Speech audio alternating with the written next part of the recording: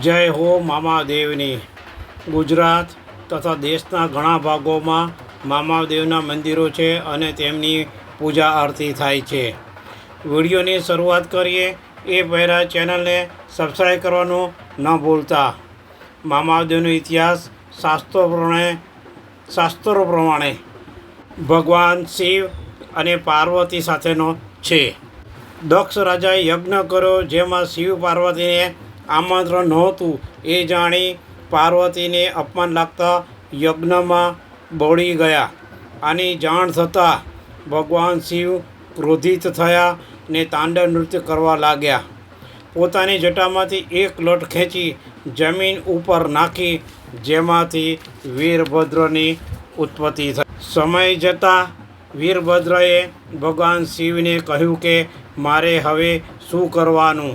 ભગવાન શિવે કહ્યું, કળિયુગમાં તમે એક રબારીને ત્યાં અવતાર લેશો અને જગતમાં મામાદેવ તરીકે પૂજાશો.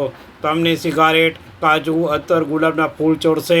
તમે ખીચડે, પીપળે, પૈલુડીએ વાસ કરશો. તમે દુઃખીના દુઃખ દૂર કરશો એવા આશીર્વાદ છે. મામાદેવના પરચા પણ ઘણા છે જેમાં કાલાવડ તાલુકાના ખીચડીયા ગામે રહેતા ગનુભા દરબારને સાક્ષી દર્શન થયા હતા. જો તમને આ વિડીયો ગમે ચેનલને સબસ્ક્રાઈબ અને લાઈક કરજો અને જય મામાદેવ કોમેન્ટ લખજો.